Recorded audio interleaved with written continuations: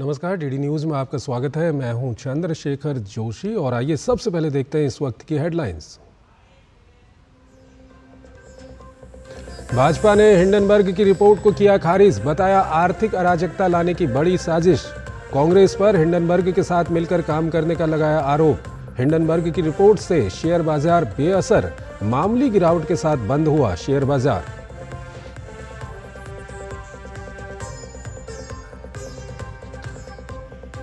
Kolkata doctor rape murder case की CBI जांच की मांग को लेकर रेजिडेंट डॉक्टरों की देशव्यापी हड़ताल। ओपीडी बाधित होने से मरीज परेशान।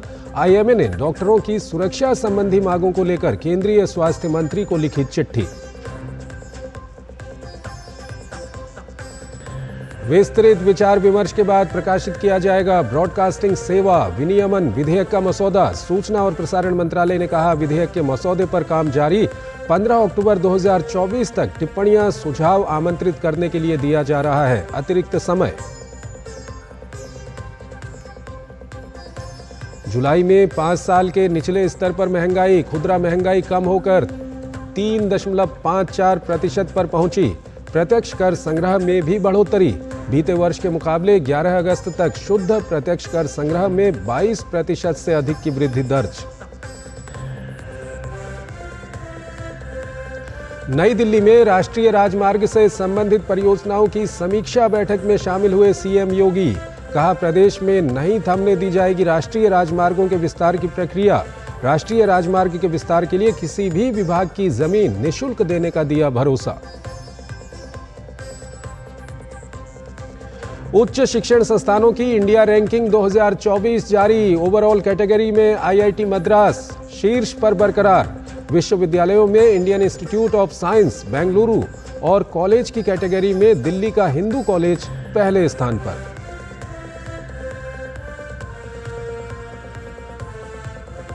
बांग्लादेश में हिंदुओं पर हमले के खिलाफ उतरे शिक्षाविद और इतिहासकार। सुरक्षा सुनिश्चित करने की मांग। भारत में भी उठ रही आवाज। कई दिनों की चुप्पी के बाद अखिलेश और प्रियंका ने हिंदुओं की सुरक्षा पर जताई चिंता।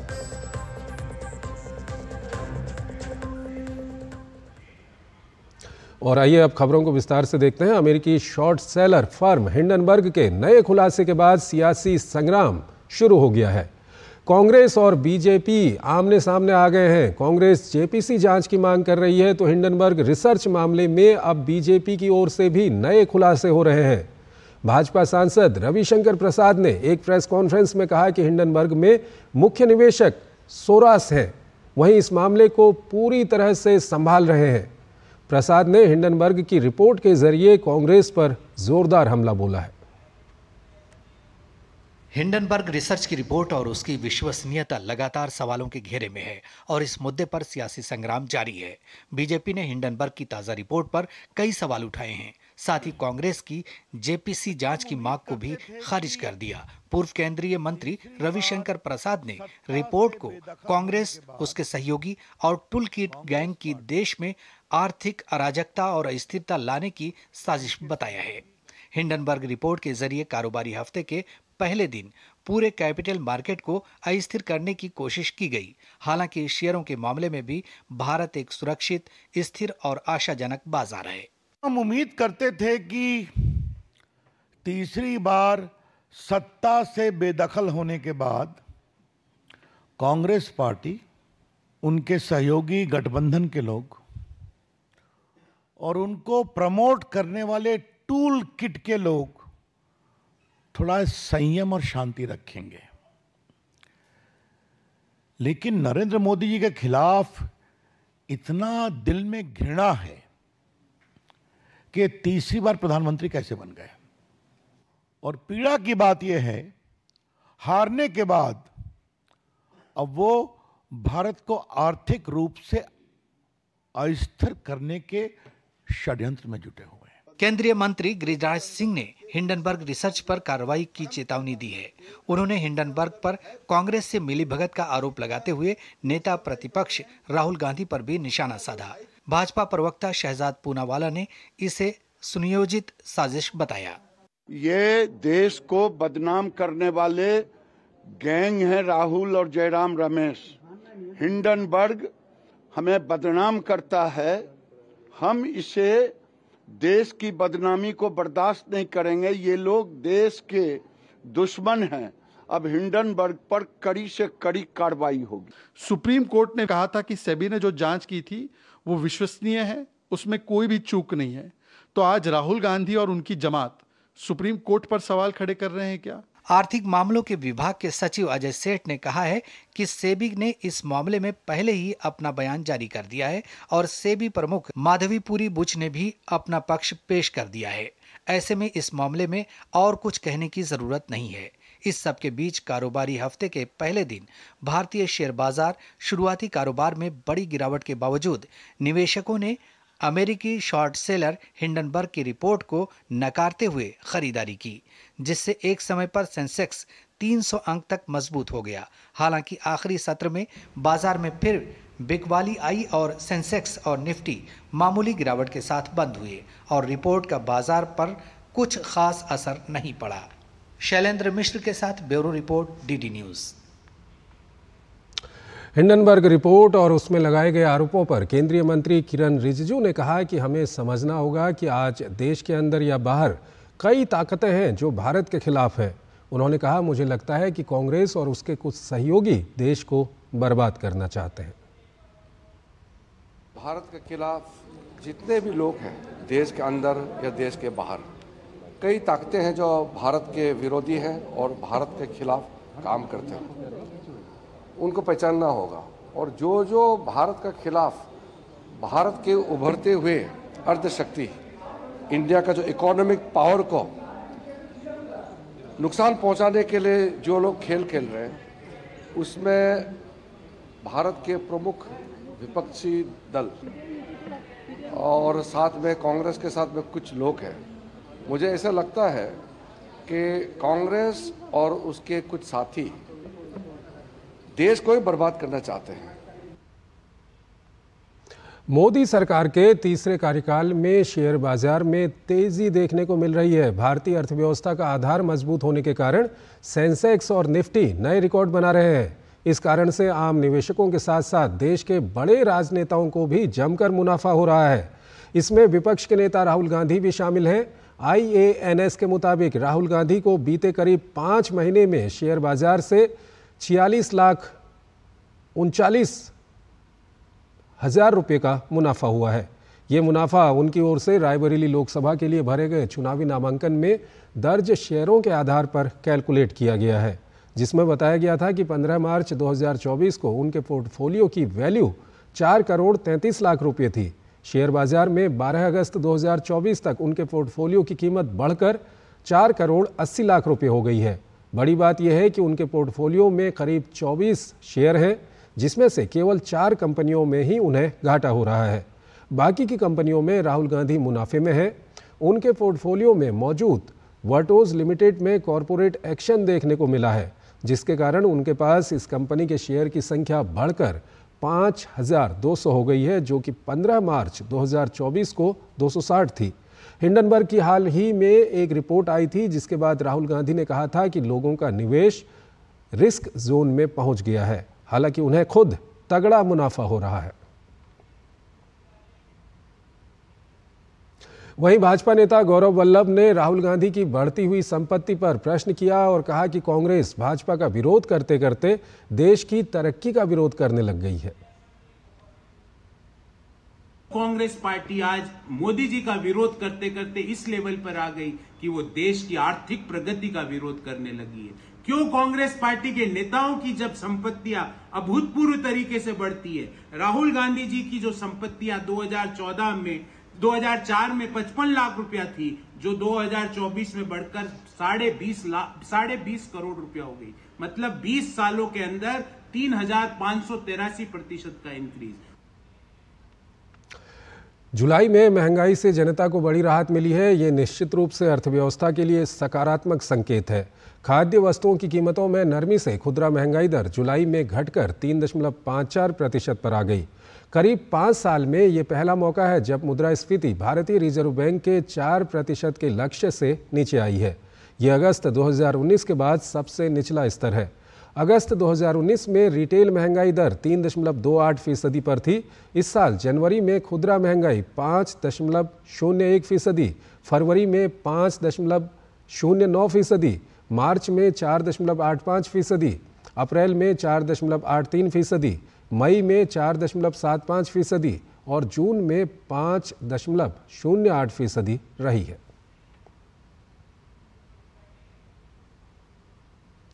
प्रत्यक्ष कर संग्रह में बीते वर्ष के मुकाबले शुद्ध रूप से 22% से अधिक वृद्धि दर्ज की गई है। आयकर विभाग की तरफ से जारी आंकड़ों के हिसाब से चालू वित्तीय वर्ष में 11 अगस्त तक कॉरपोरेट टैक्स, व्यक्तिगत आयकर, सुरक्षा लेनदेन टैक्स समेत अन्य तरह के प्रत्यक्ष कर का संग्रह 8.13 लाख करोड़ से अधिक का रहा है, जो बीते वर्ष की समान अवधि तक 6.55 लाख करोड़ था।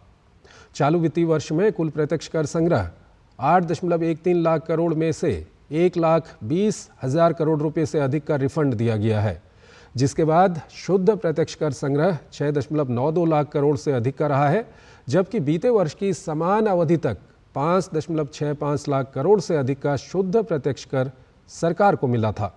इस तरह से प्रत्यक्ष कर संग्रह में शुद्ध रूप से 22.48% की वृद्धि हुई है।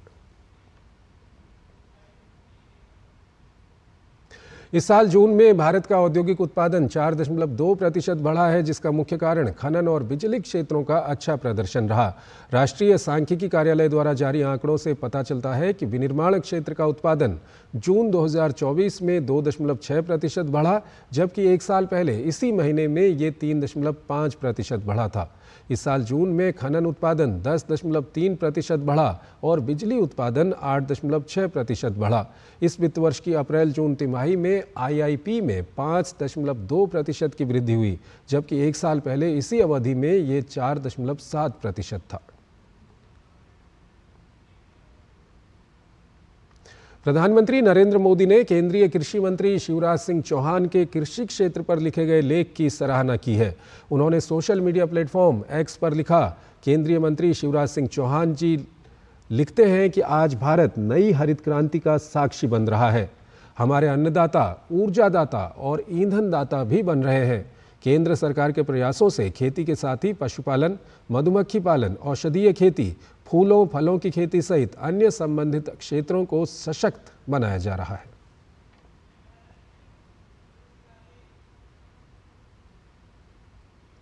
नवीन एवं नवीकरणीय ऊर्जा मंत्रालय द्वारा पीएम सूर्य घर मुफ्त बिजली योजना के अंतर्गत मॉडल सौर गांव के कार्यान्वयन के लिए दिशा निर्देशों को जारी किया गया।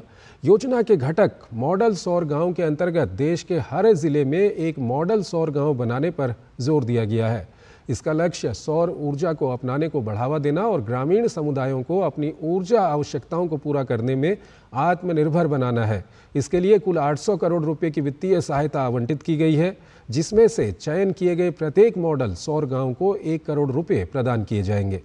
गांव को प्रतियोगिता मोड के तहत मानने के लिए उस गांव को 5,000 और विशेष श्रेणी के राज्यों के लिए 2,000 से अधिक आबादी वाला राजस्व गांव होना चाहिए।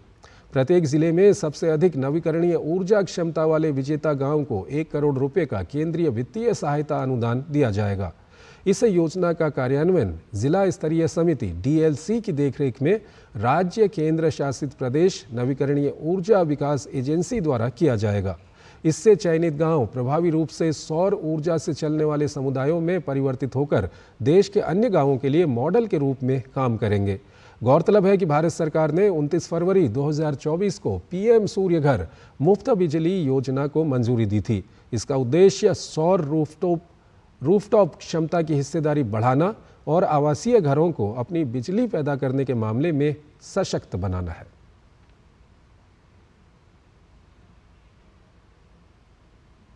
सूचना और प्रसारण मंत्रालय ने कहा है कि ब्रॉडकास्टिंग सेवा विनियमन विधेयक के मसौदे पर काम जारी है और इसका मसौदा विस्तृत विचार विमर्श के बाद प्रकाशित किया जाएगा।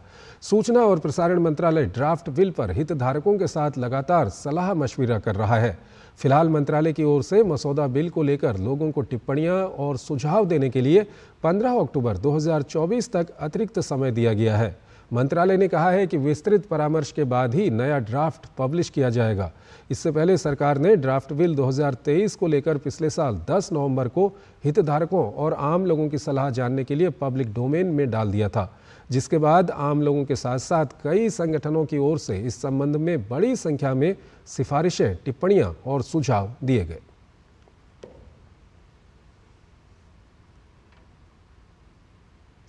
मुख्यमंत्री योगी आदित्यनाथ नई दिल्ली स्थित भारत मंडपम में आयोजित राष्ट्रीय राजमार्ग से संबंधित परियोजनाओं की समीक्षा बैठक में शामिल हुए। इस दौरान केंद्रीय सड़क परिवहन एवं राजमार्ग मंत्री नितिन गडकरी के समक्ष उन्होंने प्रदेश में राष्ट्रीय राजमार्गों के विस्तार की मांग रखी। वहीं उन्होंने इस बात के लिए भी आश्वस्त किया कि उत्तर प्रदेश में राष्ट्रीय राजमार्गों के विस्तार की प्रक्रिया को थमने नहीं दिया जाएगा।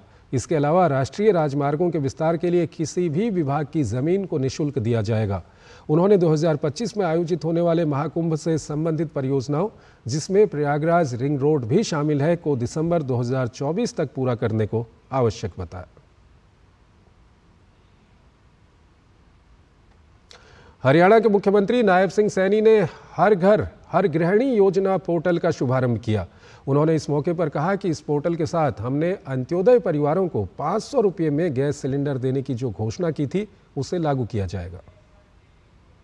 बहुत ही खुशी का दिन है कि हर घर हर गृहिणी पोर्टल लॉन्च किया गया है। इस पोर्टल के साथ ही हमने जींद की पावन धरा से हरियाली तीज के अवसर पर जो घोषणा अंत्योदय परिवारों को 500 रुपये में गैस सिलेंडर प्रदान करने की थी, उस घोषणा का क्रियान्वयन हो सकेगा। देश के यशस्वी प्रधानमंत्री नरेंद्र मोदी के नेतृत्व में हमारी हरियाणा की डबल इंजन सरकार का यह लक्ष्य है कि हम गरीब, अंत्योदय, पंक्ति में खड़े अंतिम व्यक्ति के जीवन को ज़्यादा से ज़्यादा सुलभ बनाया जा सके। इसी कड़ी में इस पोर्टल के तहत हरियाणा प्रदेश के 50 लाख के करीब बीपीएल परिवारों को 500 रुपये में गैस का सिलेंडर मुहैया कराया जाएगा। बांग्लादेश में हिंदुओं पर हमले को लेकर दुनिया भर में चिंता जताई जा रही है। इस बीच बांग्लादेश की अंतरिम सरकार ने माना कि वो हिंदुओं को सुरक्षा देने में पूरी तरह विफल रही है। ऐसे में भाजपा बांग्लादेश में अल्पसंख्यकों की सुरक्षा सुनिश्चित किए जाने की लगातार मांग कर रही है। वहीं इस मामले पर अब तक खामोश विपक्षी नेताओं ने भी अपनी चुप्पी तोड़ी है। अंतरिम सरकार के गठन के कई दिनों बाद भी बांग्लादेश अस्थिरता, भय और भ्रम के दौर से गुजर रहा है। सत्ता परिवर्तन और हिंसक आग के बीच अल्पसंख्यक हिंदुओं पर हमले ने दुनिया भर का ध्यान खींचा। हिंदुओं की सुरक्षा की मांग को लेकर भारत, अमेरिका, ब्रिटेन, कनाडा समेत दुनिया के अलग अलग हिस्सों में विरोध प्रदर्शन हो रहे हैं। अब इस मामले में बांग्लादेश के गृह मंत्रालय में एडवाइजर सखावत हुसैन ने माना है कि अंतरिम सरकार हिंदुओं को सुरक्षा देने में पूरी तरह विफल रही है। उनका ये बयान हिंदुओं के खिलाफ हुई हिंसा का कबूलनामा है। इसके लिए उन्होंने हाथ जोड़कर अल्पसंख्यक समुदाय से माफी मांगते हुए भविष्य में सुरक्षा सुनिश्चित करने का आश्वासन दिया है। मैं अपने अल्पसंख्यक भाइयों से माफी मांगता हूं, क्योंकि हम अराजकता के दौर से गुजर रहे हैं। बांग्लादेश से आई रिपोर्टों में बताया गया कि हिंसक झड़पों के दौरान अल्पसंख्यक हिंदुओं को निशाना बनाया गया। बताया जा रहा है कि पिछले कुछ दिनों में 26 जिलों में हिंदुओं के खिलाफ हिंसा हुई। ढाका के इस्कॉन मंदिर को जलाया गया। ढाका के काली मंदिर में तोड़फोड़ की गई। हिंदू नेताओं को निशाना बनाया गया। हिंदू पार्षदों की पीट कर हत्या की गई। हिंदुओं की संपत्तियों को आग लगाई गई। बांग्लादेश के हिंदुओं की सुरक्षा को लेकर भारत समेत दुनिया भर में चिंता देखी जा रही है। यहाँ कई शहरों में विरोध प्रदर्शन भी हुए हैं। भाजपा अल्पसंख्यकों की सुरक्षा सुनिश्चित किए जाने की लगातार मांग कर रही है, लेकिन विपक्ष अब तक खामोशी बनाए हुए था। दबाव बढ़ा तो घटना के कई दिनों बाद अखिलेश यादव, प्रियंका गांधी समेत दूसरे नेताओं की नींद टूटी। अखिलेश यादव ने एक्स पर लिखा कि बहुसंख्यक हो या अल्पसंख्यक, कोई भी हिंसा का शिकार न हो। कांग्रेस नेता प्रियंका गांधी ने भी एक्स पे कहा कि बांग्लादेश में अल्पसंख्यकों पर लगातार हमलों की खबर विचलित करने वाली है। वहीं केंद्रीय मंत्री बंदी संजय कुमार ने मामले पर राहुल गांधी की चुप्पी पर सवाल उठाया। उन्होंने कहा कि विपक्ष के नेता चीन के मंसूबों को लागू कर रहे हैं। बांग्लादेश में मुस्लिमों की आबादी 91% है, जबकि हिंदू करीब 8% हैं। चिंता की बात यह है कि हिंदुओं की आबादी लगातार घटती जा रही है। 1971 में हिंदुओं की आबादी करीब 13.5% थी और 1991 में यह आंकड़ा लगभग 10% के पास रह गया। और अब ये घटकर 8% हो गया है। Bureau report, DD news.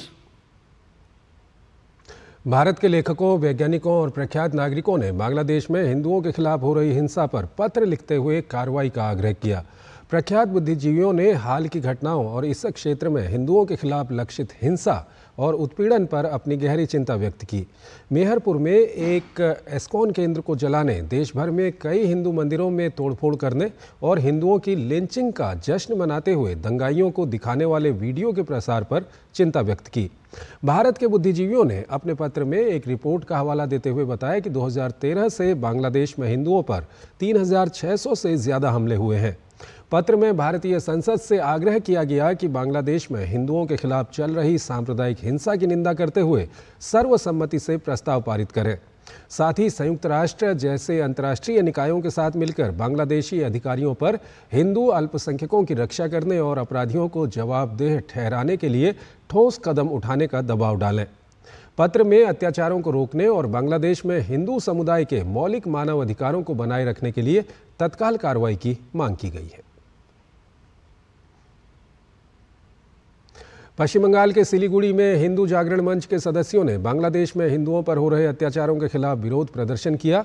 इस दौरान बांग्लादेश में हिंदू समुदाय पर हो रहे हमलों के खिलाफ विरोध रैली निकाली गई और वहां हो रही हिंसा को रोकने की मांग की। रैली में बड़ी संख्या में लोगों ने हिस्सा लिया। रैली में शामिल असम के पीताम्बर पीठ धाम में महामंडलेश्वर नारायण स्वामी ने कहा कि बांग्लादेश में हिंदुओं के खिलाफ हो रही हिंसा अनुचित और अमानवीय है। उन्होंने हिंसा रोकने की मांग की। बांग्लादेश में जो हुआ बहुत ही गलत हुआ, ये नहीं होना चाहिए और इसका हम लोग सभी समग्र विश्व के हिंदू मिलकर के डट करके सामना करना चाहिए। जब तक हम अपनी प्रदर्शनी नहीं करेंगे, शक्ति का प्रदर्शन नहीं करेंगे, तब तक ये लोग शांत होने वाले नहीं है। आज बांग्लादेश में हुआ और कल यहाँ भी हो सकता है, हमें सचेत रहना चाहिए। हम लोग सुरक्षित नहीं है, हिंदू धर्म सुरक्षित नहीं, ऐसा एक ही कारण है, हम लोग बहुत सहनशील रहे, सहन करते रहे। जब डट करके हम जवाब देना शुरू करेंगे तो अपने आप चुप हो जाएंगे। इस बीच बांग्लादेश में एक सप्ताह तक काम से दूर रहने के बाद पुलिस ने सोमवार को अपने कार्यस्थलों पर वापस लौटना शुरू कर दिया है। आवामी लीग की सरकार के पतन के बाद बांग्लादेश में कई पुलिस स्टेशनों पर हमले हुए थे। तब से सुरक्षा चिंताओं का हवाला देते हुए पुलिसकर्मी हड़ताल पर थे। बांग्लादेश में अंतरिम सरकार के गृह सलाहकार ब्रिगेडियर जनरल सेवानिवृत्त एम सखावत हुसैन के साथ बैठक के बाद हड़ताल पर गए पुलिस अधिकारियों ने अपनी हड़ताल खत्म कर दी। बैठक में पुलिस की वर्दी और लोगों को बदलने का निर्णय लिया गया। बैठक के दौरान पुलिस अधिकारियों द्वारा रखी गई 11 मांगों में से कई को अल्पावधि में पूरा करने का आश्वासन दिया गया। साथ ही ये निर्णय लिया गया कि अब पुलिस अधिकारियों पर किसी भी तरह का हमला बर्दाश्त नहीं किया जाएगा और किसी भी पुलिस अधिकारी के खिलाफ शिकायत उच्च अधिकारियों से की जाएगी। बांग्लादेश के पुलिस मुख्यालय ने बताया कि देश भर में 639 में से 599 पुलिस थानों में कामकाज फिर से शुरू हो गया। पश्चिम बंगाल की महिला रेजिडेंट डॉक्टर के साथ हुई दरिंदगी और हत्या के बाद राज्य में काफ़ी तनाव की स्थिति है। देश के अलग अलग हिस्सों में डॉक्टर इस घटना को लेकर विरोध प्रदर्शन कर रहे हैं। एम्स से लेकर कई बड़े अस्पतालों की सेवाएं प्रभावित हुई हैं। ममता बनर्जी के आश्वासन को नाकाफी बताते हुए डॉक्टरों का प्रदर्शन जारी है। कोलकाता में एक महिला डॉक्टर के साथ दुष्कर्म और हत्या को लेकर पूरे देश के डॉक्टरों में आक्रोश है। दोषियों के खिलाफ कड़ी कार्रवाई की मांग को लेकर लखनऊ से लेकर दिल्ली तक, कोलकाता से लेकर मुंबई तक डॉक्टर्स हड़ताल पर हैं। Federation of all India resident doctor association ने देश के सभी सरकारी अस्पतालों के रेजिडेंट डॉक्टर एसोसिएशन से हड़ताल का आह्वान किया। कई अस्पतालों में ओपीडी, नियमित सर्जरी और अन्य रूटीन सेवाएं प्रभावित हुई है। राष्ट्र राजधानी दिल्ली में एम्स, आरएमएल और एलएनजेपी समेत दूसरे अस्पतालों के रेजिडेंट डॉक्टर्स भी देश के अन्य डॉक्टरों के साथ खड़े हैं। हालांकि इमरजेंसी सेवाएं सामान्य रही। हड़ताल का सबसे ज्यादा प्रभाव पश्चिम बंगाल पर पड़ा है। लखनऊ में भी डॉक्टरों ने न्याय की गुहार लगाई। महिला चिकित्सक के साथ जो घटना हुई है उसकी निष्पक्ष जांच सीबीआई से कराई जाए। हमें सिक्योरिटी चाहिए, हमें हमारे हॉस्पिटल्स में सीसीटीवी कैमरास चाहिए। ये सिर्फ एक डॉक्टर्स की मांग नहीं है, ये सामान्य जो नागरिक है उनके लिए भी जरूरी है एक बेसिक सुरक्षा। डॉक्टरों की मांग है कि बिना देरी तुरंत मामले को सीबीआई के हवाले किया जाए। मामले की सीबीआई जांच होनी चाहिए। डॉक्टरों के लिए सेंट्रल प्रोटेक्शन एक्ट लागू किया जाए। मृतक डॉक्टर के परिवार को पर्याप्त मुआवजा दिया जाए। सभी चिकित्सा संस्थाओं में सुरक्षा उपायों के तत्काल ऑडिट और भर्ती रिपोर्ट तैयार हो। शारीरिक हमले के खिलाफ पुलिस सख्त कार्रवाई करे। अस्पतालों में लगे सीसीटीवी कैमरों की कुल संख्या पर विस्तृत रिपोर्ट तैयार की जाए।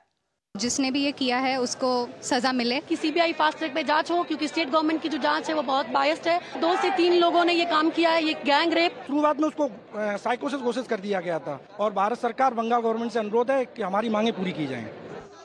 कोलकाता के जिस आरजीकर मेडिकल कॉलेज अस्पताल में ये घटना हुई थी, उसके प्रिंसिपल संदीप घोष ने अपने पद से इस्तीफा दे दिया है। प्रदर्शन कर रहे रेजिडेंट डॉक्टर घटना के बाद से ही इसकी मांग कर रहे थे।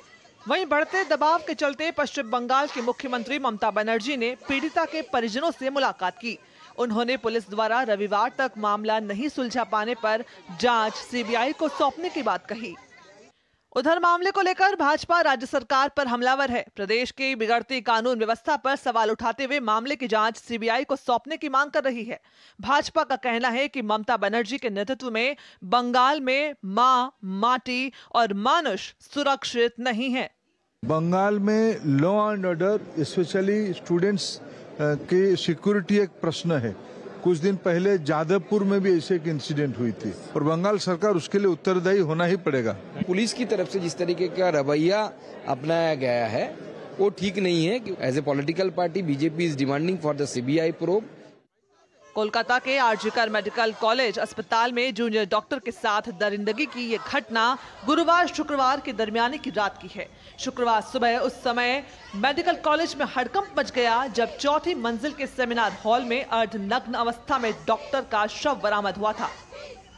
दिल्ली से शैलेंद्र मिश्र और लखनऊ से विकास सिंह के साथ bureau report, DD news. Mumbai के जेजे अस्पताल के रेजिडेंट डॉक्टरों ने कोलकाता में महिला डॉक्टर की हत्या के खिलाफ प्रदर्शन किया। विरोध प्रदर्शन कर रहे डॉक्टर दोषी के खिलाफ जल्द से जल्द कड़ी कार्रवाई की मांग कर रहे हैं। वहीं लखनऊ में किंग जॉर्ज चिकित्सा विश्वविद्यालय के रेजिडेंट डॉक्टरों ने कोलकाता के आरजीकर मेडिकल कॉलेज में महिला डॉक्टर की नृशंस हत्या को लेकर कैंडल मार्च किया। विरोध प्रदर्शन कर रहे डॉक्टरों ने मामले की सीबीआई जांच की मांग की है। कोलकाता के आरजीकर मेडिकल कॉलेज में पीजी प्रशिक्षु महिला डॉक्टर के बलात्कार हत्या पर राष्ट्रीय महिला आयोग की पूर्व अध्यक्ष रेखा शर्मा ने कहा, पश्चिम बंगाल को हम जो असुरक्षित राज्य कहते हैं वो इसी से पता चलता है कि अस्पताल में घुसकर पुलिस के एक वॉलंटियर ने रेप और मर्डर किया। उन्होंने कहा, एक डॉक्टर अगर अपने अस्पताल में भी सुरक्षित नहीं है तो कहां पर सुरक्षित हो सकती है। वेस्ट बंगाल जो हम कहते हैं कि असुरक्षित स्टेट है, उस इसी से पता चलता है कि आप हॉस्पिटल के अंदर घुस के, जो पुलिस की एक पार्ट था, वो आदमी पुलिस का पार्ट था, वॉलंटियर था और उसने अंदर घुस के रेप और मर्डर किया। आप सोच सकते हैं कि कितनी अनसेफ जगह है। एक डॉक्टर अगर अपने हॉस्पिटल में भी सेफ़ नहीं है तो कहाँ पे सेफ़ होगा। वेस्ट बंगाल में जो मैं कई सालों से कहती आ रही हूँ कि महिलाएं सुरक्षित नहीं हैं, एक और ऐसी दुखद घटना ये प्रूव करती है कि महिलाओं के लिए बहुत ही असुरक्षित है प्रदेश है ये। उत्तर प्रदेश में समाजवादी पार्टी की मुश्किलें बढ़ रही हैं। अयोध्या गैंग रेप मामले के बाद कन्नौज में नाबालिग से रेप के प्रयास में सपा नेता नवाब सिंह यादव को पुलिस ने गिरफ्तार कर लिया है। इस मामले को लेकर अब बीजेपी एक बार फिर सपा पर हमलावर है। वहीं सपा इस पूरे मामले से अपना पल्ला झाड़ रही है। उत्तर प्रदेश में सपा नेताओं की काली करतूत एक एक कर सामने आ रही है। पहले अयोध्या गैंग रेप मामले में मुख्य आरोपी और समाजवादी नेता मोहित खान पर कार्रवाई और अब कन्नौज में नाबालिग से रेप के प्रयास का आरोपी नवाब सिंह यादव भी सपा नेता निकला। इस मामले में कन्नौज पुलिस को डायल 112 पर शिकायत मिली थी, जिसके बाद मौके पर पहुंची पुलिस ने आपत्तिजनक हालत में नवाब सिंह यादव को हिरासत में लिया और पॉक्सो एक्ट समेत गंभीर धाराओं में मुकदमा दर्ज कर लिया। इसमें तहरीर के आधार पर सुसंगत धाराओं में भारतीय न्याय संहिता और पॉक्सो एक्ट में मुकदमा पंजीकृत किया गया है। इसमें अभियुक्त को गिरफ्तार कर लिया गया है और विधिक कार्रवाई की जा रही है। कन्नौज में सपा नेता की काली करतूत पर भाजपा ने करारा प्रहार किया है। बीजेपी नेता राकेश त्रिपाठी ने कहा कि आरोपी नवाब सिंह यादव सपा के छोटे नेता नहीं हैं, बल्कि डिंपल यादव के सांसद प्रतिनिधि भी रह चुके हैं। कन्नौज से भाजपा के पूर्व सांसद सुब्रत पाठक ने कहा कि पूरी समाजवादी पार्टी ही इस तरह की घटनाओं में लिप्त है। अयोध्या के बाद इस प्रकार की दूसरी घटना, वो भी बच्ची के साथ में, और यहाँ जहाँ रंगे हाथ मामला पकड़ा गया, तो आखिर ये सब क्या है? तो पूरी समाजवादी पार्टी इस तरीके से लिप्त है। ये समाजवादी पार्टी का चरित्र है, जिसमें लड़के हैं, लड़कों से गलतियां हो जाती हैं, ये कह करके पर्दा डालने का काम किया जाता था। लेकिन आज उत्तर प्रदेश में योगी आदित्यनाथ जी की सरकार है, ऐसे घृणित अपराध करने वालों की कठोरता से कार्रवाई होगी। उनकी जो मुकम्मल जगह है, उनको उस जगह पहुंचाने का काम योगी सरकार करेगी।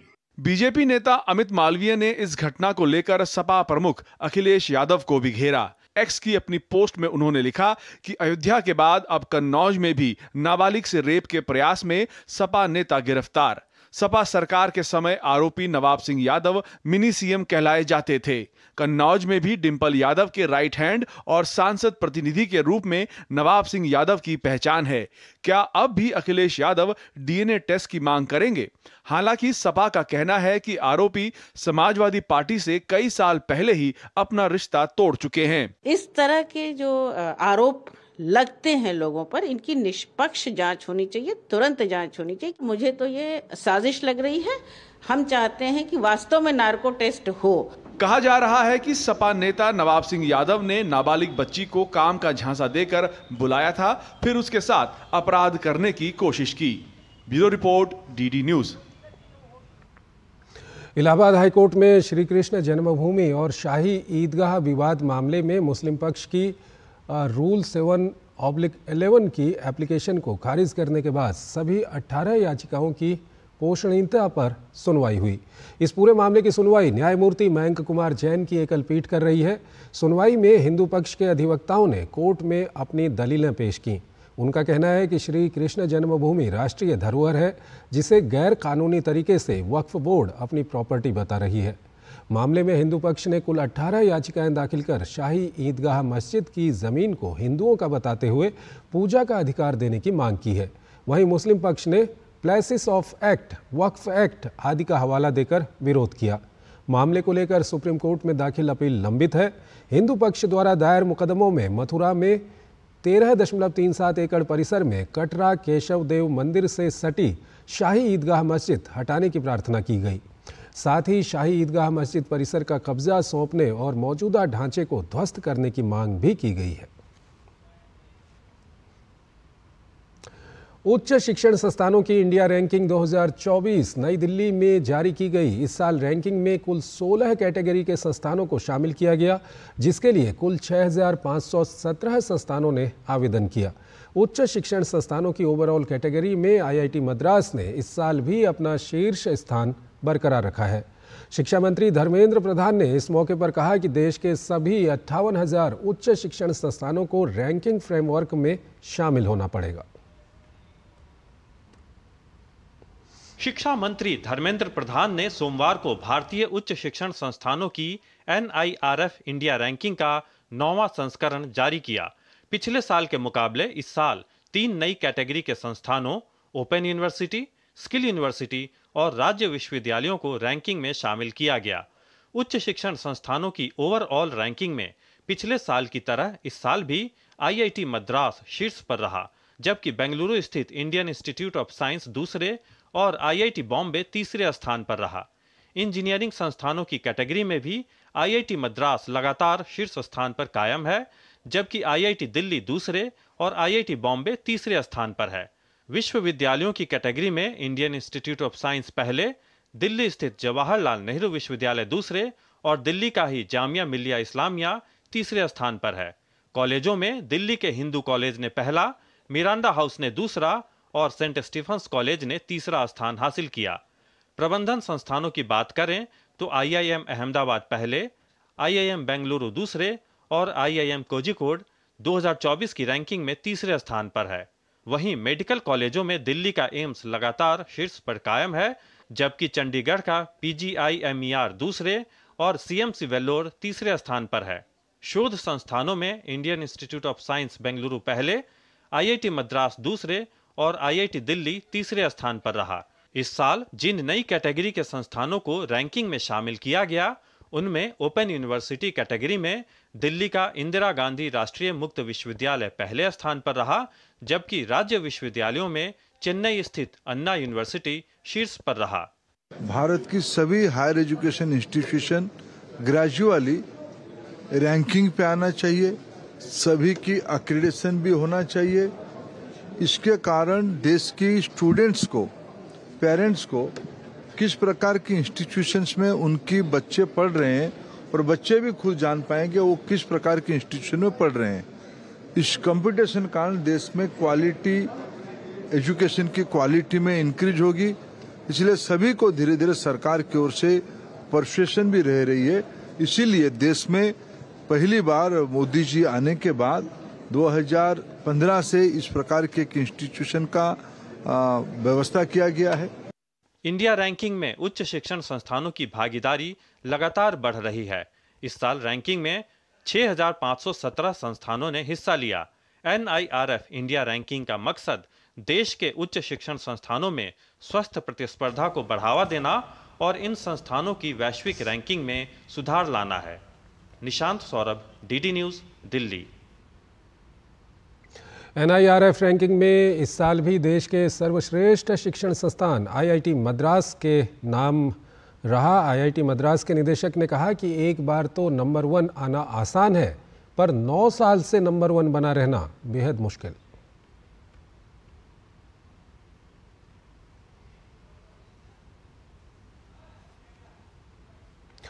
मध्य प्रदेश को डिप्थीरिया मुक्त बनाने के लिए नई पहल के तहत राज्य के सरकारी विद्यालयों में गुरुवार शालेय टीकाकरण दिवस की शुरुआत हो गई है। इसमें पहली, 5वीं एवं 11वीं कक्षा के बालक बालिकाओं को DPT, TD के टीके लगाए जा रहे हैं।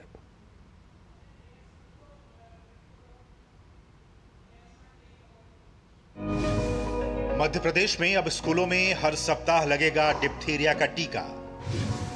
सरकारी स्कूलों में हर गुरुवार को मनाया जाएगा शालेय टीकाकरण दिवस। हर गुरुवार को सरकारी स्कूलों में होगा टीकाकरण। 10 से 16 वर्ष की उम्र वाले बच्चों को लग रहा है TD का टीका। टीकाकरण का मकसद बच्चों को जानलेवा बीमारियों से मुक्त रखना।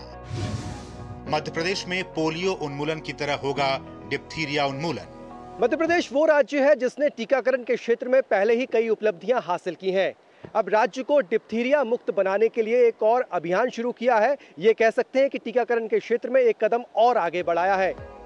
बच्चे देश के भविष्य होते हैं, उनको पूर्ण प्रतिरक्षित कर जानलेवा बीमारियों से मुक्त रखना हम सबकी संयुक्त जिम्मेदारी है। इस जिम्मेदारी को मध्य प्रदेश के स्वास्थ्य विभाग ने पुख्ता तौर से निभाने के लिए एक कदम और आगे बढ़ाया है। सप्ताह के हर गुरुवार को राज्य में गुरुवार शालेय टीकाकरण दिवस की शुरुआत हो गई है। इसमें 5वीं और 11वीं कक्षा के बालक बालिकाओं को DPT, TD के टीके लगाए जा रहे हैं।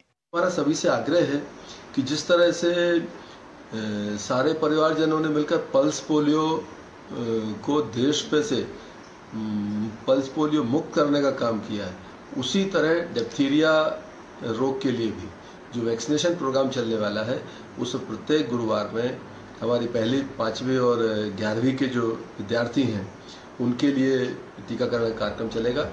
इस अभियान को और मजबूती मिले, इसके लिए राज्य के पंचायत और ग्रामीण विकास मंत्री प्रहलाद पटेल ने भी राज्य की सभी पंचायतों को निर्देशित किया है कि सभी पंचायत इस अभियान को सफल बनाने में जुट जाएं। पंचायत मंत्री ने पंचायतों के जनप्रतिनिधि से इस अभियान में सहयोग की अपील की है। इसमें प्राइमरी, मिडिल और हाई स्कूल के बच्चों का ये टीकाकरण है और पंचायतें अपने आप को 100% लक्ष्य प्राप्त करने का जो अवार्ड है उसको प्राप्त करने के लिए इस प्रतिस्पर्धा में भी शामिल हो। इस अभियान को सफल बनाने के लिए केवल सरकार ही नहीं बल्कि समाज के लोगों को भी आगे आना पड़ेगा। और अगर समाज के लोग भी आगे आ जाते हैं, लोग जागरूक हो जाते हैं, बच्चों को टीकाकरण ठीक से लग जाता है, तो ये मान के चलिए कि मध्य प्रदेश डिप्थीरिया मुक्त अवश्य होगा। कैमरामैन चंद्रमोहन के साथ आदित्य श्रीवास्तव, DD न्यूज, भोपाल। प्रधानमंत्री नरेंद्र मोदी ने देश के किसानों को बड़ी सौगात देते हुए रविवार को 61 फसलों की 109 नई एवं उन्नत किस्में जारी की। ये नई किस्में भारतीय कृषि अनुसंधान परिषद की ओर से लंबे समय की रिसर्च के बाद विकसित की गई हैं, जिन्हें मौसम और क्षेत्र के अनुकूल बनाया गया है। ICAR की तरफ से विकसित बीज की इन किस्मों से किसानों को कम लागत पर अपनी आमदनी बढ़ाने में मदद मिलेगी। प्रधानमंत्री नरेंद्र मोदी ने देश के किसानों को बड़ी सौगात देते हुए रविवार को 61 फसलों की 109 नई एवं उन्नत किस्में जारी की। ये नई किस्में भारतीय कृषि अनुसंधान परिषद की ओर से लंबे समय की रिसर्च के बाद विकसित की गई है, जिन्हें मौसम और क्षेत्र के अनुकूल बनाया गया है। इनसे कम जमीन में भी अधिक पैदावार हो सकेगी। इनमें चावल की 9, गन्ना एवं तिलहन के साथ साथ एवं बागवानी फसलों की 40 किस्में शामिल हैं। इन फसलों की किस्में जारी। खेत की फसलों में बाजरा, चारा फसलें, तिलहन, दलहन, गन्ना, कपास, फाइबर समेत विभिन्न अनाज के उन्नत बीज जारी किए गए। बागवानी में आम, अनार, अमरूद, बेल जैसे फलों के साथ सब्जियों में टमाटर, लौकी आदि के साथ कंद, मसालों, फूल एवं औषधीय पौधे की विभिन्न किस्में जारी की गई। अनाज में चावल, गेहूं, जौ, मक्का, ज्वार, बाजरा, रागी, छीना, सांबा आदि। वाणियार्ड बाजरा VL मदिरा 254। बाजरा की ये किस्म वर्षा आधारित स्थितियों के लिए उपयुक्त है। बाजरा की ये किस्म 1719 किलोग्राम हेक्टेयर तक की औसत उपज देने में सक्षम है। इस किस्म के पकने का समय 101 दिनों तक है। इस फसल को उत्तराखंड जैसे राज्य में बुआई के लिए अनुशंसा की गई है। CR धान 108। धान की ये किस्म जल्दी और सीधी बुआई और वर्षा आधारित स्थिति वाले क्षेत्रों के लिए उपयुक्त है। इस फसल की उपज 34.46 क्विंटल हेक्टेयर तक ली जा सकेगी। इस फसल की परिपक्वता का समय 110 से 114 दिन है। इस फसल को ओडिशा और बिहार राज्यों में बुआई के लिए अनुशंसा की गई है। पूसा गेहूं गौरव HI 8840। गेहूं की किस्म ड्यूरम किस्म सिंचित स्थिति के लिए उपयुक्त है। इसकी औसत अनाज उपज 30.2 क्विंटल हेक्टेयर है। यह किस्म टर्मिनल, ताप सहनशील, उच्च जस्ता और लौह और प्रोटीन के साथ जैव प्रबलित है। यह गेहूं की नई किस्म है। KKLR 4। चावल की किस्म जलमग्न जैसी तनाव वाली स्थितियों के लिए उपयुक्त है। इसकी तनाव वाली स्थितियों में औसत उपज 38 क्विंटल हेक्टेयर, जबकि सामान्य परिस्थितियों में 56 क्विंटल हेक्टेयर है। इस किस्म की परिपक्वता मध्य शीघ्र 120 से 125 दिन है। 5 गन्ना करण 7 CO 17018। गन्ना की यह किस्म हरियाणा, पंजाब, पश्चिमी और मध्य उत्तर प्रदेश, राजस्थान और उत्तराखंड के लिए अनुशंसित है। इस किस्म की उपज क्षमता 914.8 क्विंटल हेक्टेयर है।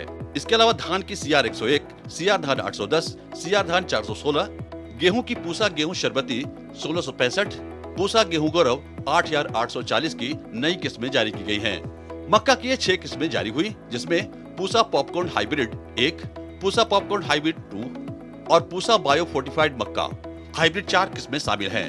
इसके अलावा तिलहन की बात करें तो safflower 300, soybean NRC 197, soybean NRC 149 किस्में शामिल हैं। PM मोदी के द्वारा गन्ने के बीज की भी कई किस्में जारी हुई हैं, जिसमें गन्ना IKHSU 16, COLK 16470, IKHSU 17, COLK 16202 जैसी नई किस्में जारी हुई हैं। इन किस्मों से कम पानी में ज्यादा पैदावार होगी। पंजाब, हरियाणा, पश्चिमी उत्तर प्रदेश जैसे राज्यों में इस किस्म की बुआई की जा सकती है। फलों की बात करें तो आम, अमरूद और अनार की नई किस्में जारी हुई हैं। सब्जियों में टमाटर, लौकी और आलू की नई किस्में जारी हुई हैं। Bureau report, DD news. NIRF ranking में इस साल भी देश के सर्वश्रेष्ठ शिक्षण संस्थान IIT मद्रास के नाम रही रैंकिंग। IIT मद्रास के निदेशक ने कहा कि एक बार तो नंबर 1 आना आसान है, पर 9 साल से नंबर 1 रहना बेहद मुश्किल। पिछले 9 वर्ष में IIT Madras national institute ranking framework में पकड़ा आ रहा है। रामायण में एक शब्द है, एक श्लोक है, सर्वदा सुखदम मित्रम दुष्करम परिपालनम। अभी मित्रता बनने के लिए आसान है, उसको मेंटेन करना बहुत कष्ट है। इसी प्रकार नंबर 1 आना कुछ आसान है, पर तो इसी पोजीशन 1 में 9 साल के लिए रहना बहुत कठिन है। हैदराबाद के प्रसिद्ध सालारजंग संग्रहालय में परंपरा और शैली से भरपूर कला वीरा कला प्रदर्शनी आम जनता के लिए खोली गई है। कैनवस पेंटिंग की पारंपरिक प्रदर्शनियों से अलग कलावीरा प्रदर्शनी साड़ियों, जूते, टाई, शर्ट और नए युग की लुंगी के विभिन्न उत्पादों की रचनात्मकता को दर्शाती है। कलावीरा कला प्रदर्शनी देश के अन्य हिस्सों में ले जाने से पहले हैदराबाद के सालारजंग संग्रहालय में मंगलवार 13 अगस्त तक आम जनता के लिए खुली रहेगी। केंद्रीय संचार ब्यूरो (CBC) की अतिरिक्त महानिदेशक श्रुति पाटिल ने सालारजंग संग्रहालय का उद्घाटन किया। इस अवसर पर वरिष्ठ अधिकारीगण उपस्थित थे। श्रुति पाटिल ने रविंद्रनाथ टैगोर का उदाहरण देते हुए कहा कि कला व्यक्ति के व्यक्तित्व को दर्शाती है, न कि वस्तु को। इसके अलावा उन्होंने कलावीरा प्रदर्शनी की सराहना की। Reminded of the words of our first Nobel laureate Tagore ji, Rabindranath Tagore ji he had said once that the painting or the art reflects the man himself and not the object. So in each of these art, I can see Shikha ji's beautiful mind and soul coming across. In such varied manner, she has made an ordinary thing into the extraordinary. Many congratulations. I wish the people of Hyderabad come and see this unique exhibition and take part and encourage her.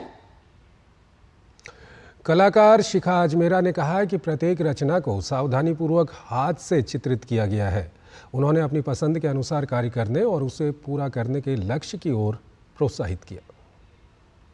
ये India का अलग अलग art form है जो अभी तक हम दीवारों पे या हर जगह जहाँ म्यूज़ियम में और देखते हैं। ये मैंने बस थोड़ी सी एक कोशिश की है कि टेक्सटाइल पे भी उभर के आए और इसके अलावा भी कस्टमाइज्ड है।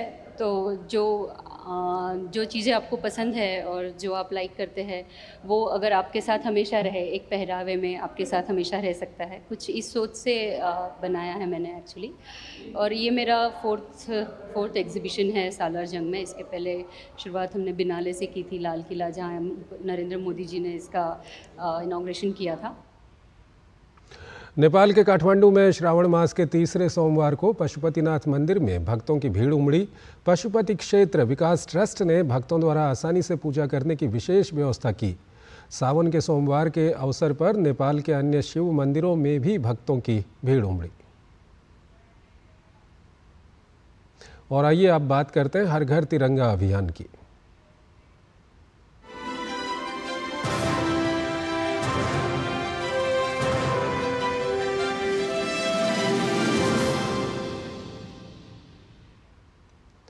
देश भर में 9 अगस्त से 15 अगस्त तक हर घर तिरंगा अभियान चलाया जा रहा है। पीएम के आह्वान के बाद देश के हर हिस्से से हो रही जनभागीदारी इस अभियान को रफ्तार दे रही है।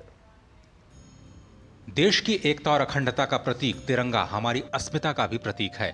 हर घर तिरंगा अभियान देशवासियों के मन में राष्ट्रीय भावना को जगाने और राष्ट्र के प्रति अपना प्रेम प्रदर्शित करने का एक अवसर है। देश भर में चल रहे इस अभियान में हर कोई बढ़ चढ़कर हिस्सा ले रहा है और अपने राष्ट्र प्रेम की भावनाओं का प्रदर्शन कर रहा है। ओडिशा के मुख्यमंत्री मोहन चरण मांझी, उप मुख्यमंत्री प्रवती परिदा और अन्य नेताओं ने घर घर तिरंगा कार्यक्रम में हिस्सा लिया। बड़ी संख्या में लोगों ने तिरंगा फहराकर अपनी राष्ट्र प्रेम की भावना को व्यक्त किया। मध्य प्रदेश की राजधानी भोपाल के नरेला विधानसभा क्षेत्र से मुख्यमंत्री डॉक्टर मोहन यादव ने तिरंगा यात्रा की शुरुआत की। इस मौके पर युवाओं से लेकर बुजुर्गों में जबरदस्त उत्साह देखने को मिला। इस मौके पर मुख्यमंत्री ने पेरिस ओलंपिक में कांस्य पदक जीतने वाली भारतीय हॉकी टीम के खिलाड़ी विवेक सागर और पदक जीतने वाले अंतर्राष्ट्रीय शूटर ऐश्वर्या प्रताप सिंह को भी सम्मानित किया। यशस्वी प्रधानमंत्री श्रीमान नरेंद्र मोदी जी के आह्वान पर तिरंगा अभियान पूरे देश में मनाया जा रहा। हमारी सरकार भी मध्य प्रदेश में हर गली, हर मोहल्ले, हर जगह पूरा प्रदेश यशस्वी प्रधानमंत्री के आह्वान पर तिरंगामय हो चुका है। गाजियाबाद में उत्तर प्रदेश के उप मुख्यमंत्री ब्रजेश पाठक ने हर घर तिरंगा अभियान की शुरुआत की। ब्रजेश पाठक ने लोगों को झंडे भी वितरित किए। साथ ही उन्होंने सभी लोगों को अपने घरों पर झंडा फहराने का आह्वान किया। ये घर घर तिरंगा अभियान के तहत आज गाजियाबाद में स्वच्छता अभियान चलाया गया है। ऐसी सभी प्रतिमाओं को जो महापुरुषों की है उनको साफ करते हुए माल्यार्पण किया जा रहा है। देश भर में हर घर तिरंगा अभियान मनाया जा रहा है। इस कड़ी में यूपी के फतेहपुर में हर घर तिरंगा अभियान के तहत 4,74,000 झंडे लगाए जाने हैं। इसके लिए स्वयं सहायता समूह की दीदियों द्वारा झंडों का निर्माण किया जा रहा है। इसी क्रम में जनपद फतेहपुर के प्राथमिक विद्यालय अस्ती में मुस्लिम महिलाएं भी झंडे बनाने का काम कर रही हैं। हापुड़ जिले में भी हर घर तिरंगा फहराने की तैयारियां तेजी से चल रही हैं। स्वयं सहायता समूह की मुस्लिम महिलाओं को तिरंगा झंडा बनाने की जिम्मेदारी दी गई है। ग्रामीण क्षेत्रों में स्वयं सहायता समूह की मुस्लिम महिलाओं ने तिरंगा बनाने का काम लिया, जिससे ये महिलाएं आर्थिक रूप से मजबूत होकर स्वावलंबन की ओर भी बढ़ रही हैं। 4,74,000 झंडे हमारी दीदियों को बना के ग्रामीण क्षेत्र में देना है, जिसके अंतर्गत हमने जनपद फतेहपुर में 65 समूह को नामित किया है। उसमें लगभग 650 दीदियाँ हमारी काम कर रही हैं और पिछले 15 दिनों से हमारा झंडा बनाने का काम चल रहा है। अब तक दीदियों ने लगभग 3.5 लाख झंडे बना दिए हैं। सबसे ज़्यादा गर्व ये फील हो रहा है सर कि मतलब ये तिरंगा जहाँ जहाँ फहराया जाएगा लगेगा कि हमने भी, कोशिश हमारी यही रही कि तिरंगा हमने बनाया तो हमें भी मतलब देख के तिरंगे को खुशी होगी कि तिरंगा हमारा भी मतलब इसमें योगदान रहा है बनाने में। स्वयं सहायता समूह की महिलाओं ने और अन्य अभिभावक महिलाओं ने मिल करके बहुत सारे झंडे बनाए हैं। झंडे तैयार करवाते हैं ताकि प्रशासनिक हेल्प हो सके और ये महिलाएं अपने पैरों पे खड़ी हो सके। इनके अंदर जो छुपी हुई देशभक्ति की भावना उसको बढ़ाने के साथ साथ ये रोजगार से जुड़ेंगी। हमें समूह से जुड़कर बहुत लाभ मिला है। पहले हम कुछ रोजगार नहीं था, अब लेडीज यहाँ पे घर घर तिरंगा मिशन चल रहा है, जिसमें लेडीज तिरंगे सिल रही हैं। लेडीजों को अच्छा रोजगार मिल रहा है और ये सरकार का मैं धन्यवाद करना चाहती हूँ। हमारे समूह में 12 मेंबर हैं और हमारे समूह को तिरंगे सिलने का काम दिया गया है। पहले लेडीज बाहर जाती थी समूह से जुड़ने से पहले काम ढूंढने के लिए, जब से समूह में जुड़ी हैं तो घर पर काम दिया जाता है और मैं इस सरकार का धन्यवाद करना चाहती हूँ। हर घर तिरंगा अभियान के तहत मिजोरम के कला और संस्कृति विभाग ने सोमवार को आइजोल में तिरंगा यात्रा का आयोजन किया, जिसमें 800 छात्रों ने तिरंगा मार्च निकाला। आइजोल के दक्षिणी हिस्से से Mamavi higher secondary school, JL higher secondary school और सेंट्रल हायर सेकेंडरी स्कूल के छात्रों ने तिरंगा लेकर वनपा हॉल की ओर मार्च किया, जबकि चाल्टलॉन्ग हायर सेकेंडरी स्कूल और सरकारी मिजो हायर सेकेंडरी स्कूल के छात्रों ने शहर के उत्तरी हिस्से से मीटिंग पॉइंट की ओर मार्च किया। शहर के केंद्र में वनपा हॉल के सामने हर घर तिरंगा शपथ का भी आयोजन किया गया। Bureau report, TD news. साल 2019 में जम्मू कश्मीर से अनुच्छेद 370 के खात्मे के बाद प्रदेश की दशा और दिशा में परिवर्तन आया है। जम्मू कश्मीर में जगह जगह निकाली जा रही तिरंगा यात्रा इस बात का सबूत है कि जम्मू कश्मीर देश के दूसरे राज्यों के साथ विकास की यात्रा में शामिल हो गया है। तो आप इस खबर को देखिए और हमें इजाज़त दीजिए। नमस्कार। आसमां पर फहराता ये तिरंगा हमारी राष्ट्रीय पहचान और अस्मिता का प्रतीक है, जो हमें एकता के सूत्र में पिरोता है। कश्मीर से लेकर कन्याकुमारी, गुजरात के कच्छ से लेकर असम तक तिरंगा हमें भारतीयता के रंग में सराबोर करता है। जम्मू कश्मीर में अनुच्छेद 370 के खत्म होने के बाद बदलाव यहाँ की फिजा में स्पष्ट नजर आ रहा है। हर घर तिरंगा अभियान के तहत भद्रवाह में निकाली गई ये रैली हर भारतीय के मन में राष्ट्र प्रेम की भावना का संचार करती है। सोमवार को स्वच्छता पखवाड़ा और हर घर तिरंगा अभियान के तहत नगर पालिका समिति भद्रवाह के सफाई कर्मचारियों और अन्य कर्मचारियों ने स्वच्छता बनाए रखने का संदेश फैलाने और स्थानीय लोगों को अपने घरों और कार्यस्थल पर तिरंगा फहराने के लिए प्रोत्साहित करने के लिए तिरंगा रैली निकाली। दर्जनों कर्मचारी नागरिकों के साथ गर्व से राष्ट्रीय ध्वज लहराते हुए और स्वच्छता पखवाड़ा के संदेशों के साथ भद्रवाह शहर के ऐतिहासिक शेरी बाजार में एकत्र हुए और जहां से रैली शुरू हुई और सदर बाजार, तकिया चौक, गणपत बाजार, चोबिया लिक रोड, कोटली, कॉलेज रोड और ग्रीन कॉलोनी से होते हुए पसरी बस स्टैंड पर समाप्त हुई। उस दौरान लोगों ने अपने आसपास सफाई बनाए रखने और हर घर तिरंगा अभियान के तहत अपने अपने घरों और कार्यस्थलों पर राष्ट्रीय ध्वज फहराने की शपथ भी ली। स्वच्छता पखवाड़ा में ही आज ये तिरंगा रैली भी थी। तिरंगा रैली की बहुत ही इम्पोर्टेंस है। इसमें हमने सारे लोगों को जागरूक किया कि हमारे तिरंगा की कितनी शान है। इस तिरंगा के लिए हमारे बहुत सारे लोगों ने, जो हमारे गांधी जी थे उन्होंने इसके लिए कुर्बानियां दी, हमारे बहुत सारे देशभक्त थे उनने इसके बारे में कुर्बानी दी। इसके बारे में हमने रैली के साथ साथ लोगों में भी, जो हमारे रेजिडेंट्स हैं उनमें भी अवेयरनेस की कि इस तिरंगा रैली का क्या महत्व है। आज हमारी जो रैली थी स्वच्छ भारत मिशन के तहत निकाली थी और हम चाहते हैं कि देशवासी ये पूरी सफाई सुथरी रखे और हमारे देश को साफ सुथरा रखे। और ये हमारा 75वां दशक है, इसको अच्छे तरीके से बनाए हर घर तिरंगा अभियान के तहत श्रीनगर में भी तिरंगा रैली का आयोजन किया गया। जम्मू कश्मीर के उपराज्यपाल मनोज सिन्हा ने श्रीनगर में SKICC से बॉटनिकल गार्डन तक तिरंगा रैली में भाग लिया। उन्होंने कहा कि राज्य में लोगों द्वारा निकाली जा रही तिरंगा यात्रा इस बात का सबूत है कि जम्मू कश्मीर देश के दूसरे राज्यों के साथ विकास की यात्रा में शामिल हो गया है। आज ये आंधी जम्मू कश्मीर के नवनिर्माण की आंधी है। मैं मानता हूं कि तिरंगा यात्रा इस बात का प्रमाण है कि जम्मू कश्मीर के हर नागरिक को आज अपनी मर्जी से जीने की आजादी है। पीढ़ियों बाद उसे एक अवसर मिला है जिससे वह पूरी स्वतंत्रता से बिना किसी भय के देर रात तक स्वच्छंद जीवन जी सकता है।